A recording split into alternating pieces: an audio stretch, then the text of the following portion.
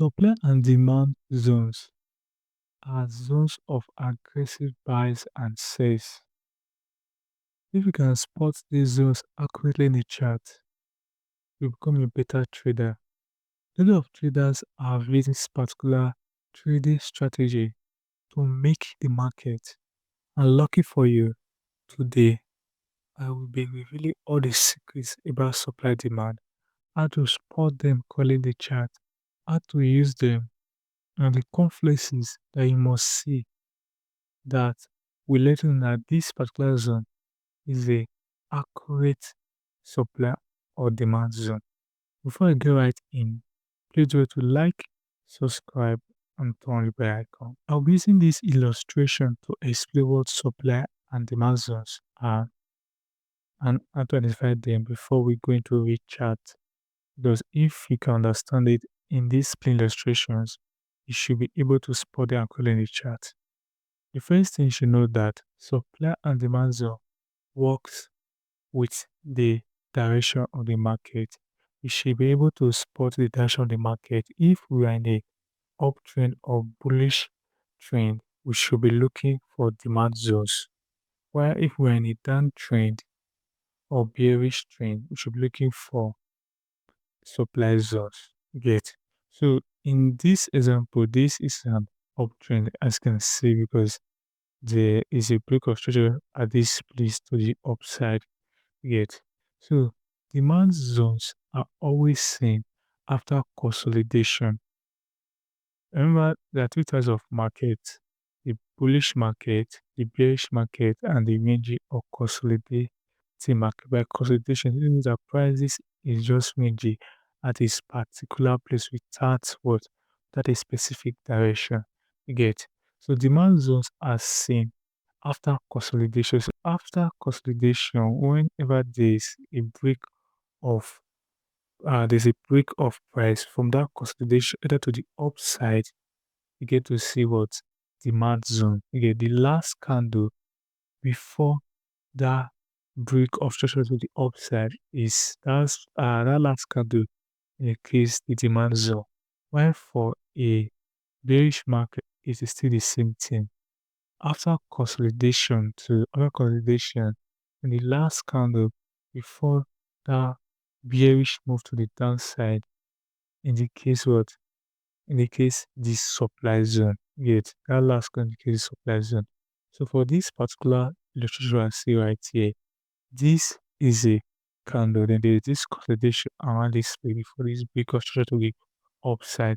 So this last candle before that break of structure to the upside is our demand zone. I believe you get that. Also, for the bearish trend, after this consolidation, the last candle before the um before the impulsive move to the downside, this last candle is what is our supply zone. So what should we look at? So before we can see a demand supply zone, there should be a break of structure. You get after the consolidation, the last candle that causes the break of structure to the upside, yet there should be a break of structure either to the upside or to the downside. Also, there should also be an imbalance.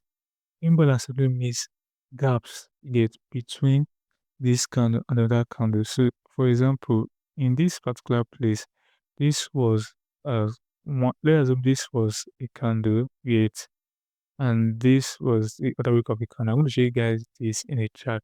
So the gap, the space between this candle and this last candle, yeah, that space got imbalance, and we show you guys this in a chart so that you guys don't get confused. But just know that you should be able to see an imbalance, and also after a consolidation, the first candle before the impulsive move either to the upside or to the downside, around that region is where the demand zone or the supply zone lies. So you get, and also you should be able to see liquidity. Get this is not compulsory, but when there's liquidity, until like a support around that region or a resistance level, know that that is actually a very strong level. So as you can see, this is actually a liquidity zone, which we express by the CH. You expect price to what come down to your demand zone in one particular demand zone, then you can see price push forward with to the upside. Also for this downside, you should also be expected to see a liquidity zone. You get if it is not covered, but the liquidity zone yet before your supply zone, you know that is will probably be a very good supply zone. So you should expect price to do what? Price to touch down on your supply zone before going to the upside.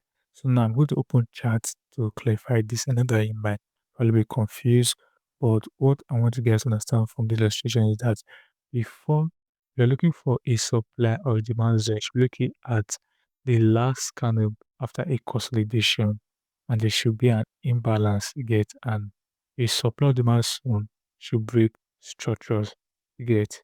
Now let's open up the chart. Before we get into the chart, I just want to explain what imbalance is. In imbalance, what this simply means is that if you see three candles, for example, these are green candles which indicates uptrend. You can see three candles, one, two, three. If you observe the wick of this first candle and the wick of this last candle overlaps, overlaps, because there is no space in between, which means there is no imbalance in this place. But you can see this three candle, one, two, and three. You can see the wick of the first candle and the wick of the last candle, there is a big space between them, and this is what's called imbalance. Most times, price will always come to feed this imbalance. What causes imbalance is when large volume comes to the market, that large buy orders. When large buy orders come to the market, it creates an imbalance. Okay, this is what imbalance simply means. And so, in a bearish trend, this is what imbalance looks like. And see, this will be the first candle, the second large candle, and the third candle. You can see the wick of the first candle and the wick of the last candle did not cross, and there's a space in between. So this indicates what? Imbalance. So guys, this is a weak chart and we'll be spotting at supply and demand zones. And guys, remember what I said, supply and demand zone works with trend. So the first thing for us to identify is trend. Really understood. So in this particular place, we were in a downtrend. You guys can see lower lows on this particular place in a downtrend. And from this place, there was change of structure and there was a change of character to the upside, and from here where I started doing what? Breaking structures to the upside, as you can see from this particular place. So and what I said, that what? That so demand and supply zones and see after consolidation. In this particular place, you can see these are consolidations, and after this place there's a large impulsive move yet, which actually take our criteria. So this place is actually a supply zone. So the last candle after the consolidation, this is actually a supply zone. And on this place, right, you can also see that there is a consolidation at this particular place, consolidation before this impulsive movement. You agree with me, right? So the last candle before this impulsive movement, which is this, is a demand zone. Gate. Also, we come from this side, you see that there's also consolidation, and the last candle before the impulsive movement, which will be this small candle right here, is also a demand zone. And for this too, there's also a demand zone at this particular place. As the last candle before the impulsive movement is our demand zone. And you know that since we are in an uptrend, we should be looking for demand zones because we should buy in demand zones. Yet, but what other criteria can you use to spot out good demand zones? Just like I said, a good demand zone should break structures yet. So in this particular place, you can see there was a break of structure to the upside or a change of character rather, because we were in a downtrend and there was a change of character at this particular place to the upside, which causes these particular demand zones. And in this place, you can see there was a break of structure to the upside, which causes this demand zone, right? Yet, and this place was also break of structure to the upside, and it was this demand zone that caused it. Understand? So look at other things you look for is that a good demand zone, there should be an imbalance. And just like the image I shown to you earlier, in imbalance, you should be looking at three candles, the first, second, and third candles.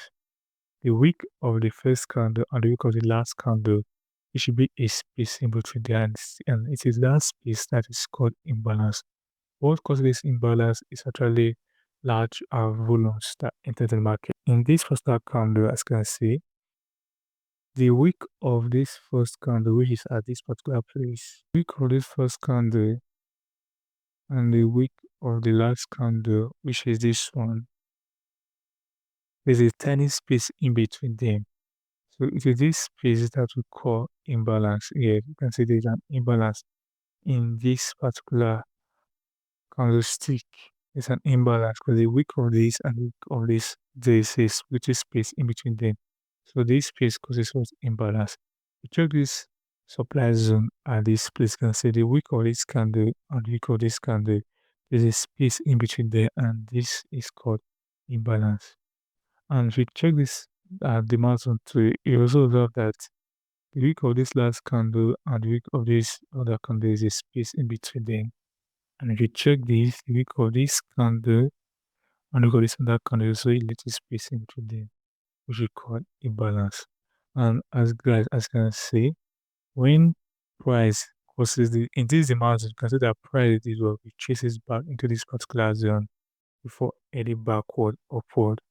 Get, and if you were able to spot this was actually very good.